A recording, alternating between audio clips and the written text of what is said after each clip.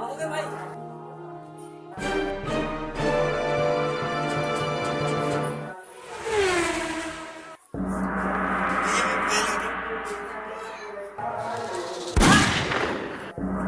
Tension मत ले भाई, शायद किस्मत में यही लिखी रही से फेल होना। अच्छा भैया, मैं साल भर पढ़ाई नहीं करूँ, नहीं तो पूरे साल भर की मेहनत बेकार हो जाती। साल भर की मेहनत पढ़ाई कुछ तो गड़बड़ है। कहाँ चप्पल कहाँ है रे? भैया चप्पल तो रोड में है। अरे भैया अब तो मार मार के तो गाल न सुझाऊं।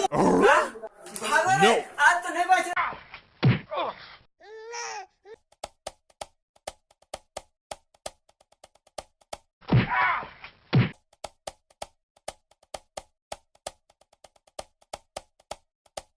राम राम, जय जोहार। मैं नरेश साहू।